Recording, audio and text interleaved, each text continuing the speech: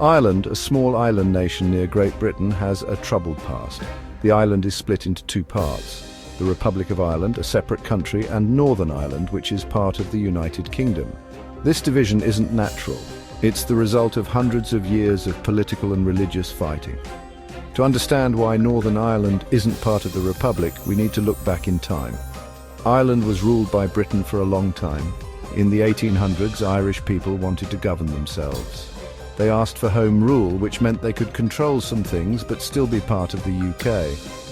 But many people in Ulster, the northern part of Ireland, didn't want this. Most people in Ulster were Protestant and had close ties to Britain.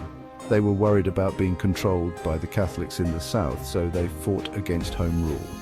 This disagreement led to the island being split. The division of Ireland happened because of complicated historical events and strong disagreements. In the 1600s, something called the Plantation of Ulster happened. English and Scottish Protestants were given land taken from Irish Catholics. This caused problems between the two groups and made Protestants more powerful in the north, which had a long-term impact. The Irish Home Rule movement grew in the late 1800s and early 1900s. But Unionists, mostly Protestants in Ulster, wanted to stay part of the UK. They were afraid home rule would mean being controlled by the Catholic Church and a Catholic government.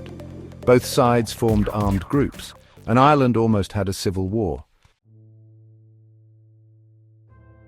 To stop the fighting, the British government made a new law in 1920 called the Government of Ireland Act. This law created two separate governments in Ireland, one for the south and one for the north.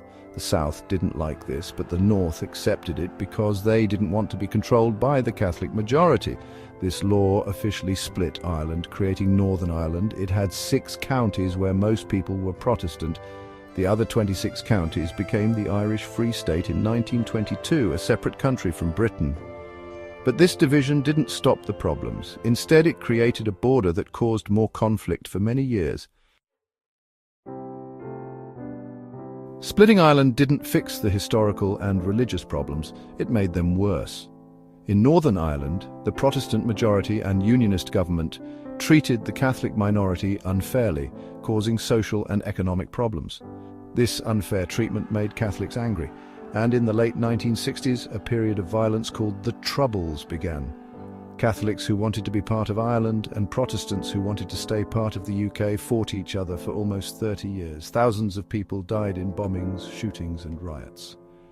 The Good Friday Agreement in 1998 mostly stopped the violence, but there are still problems and mistrust today, reminding us of the lasting impact of partition.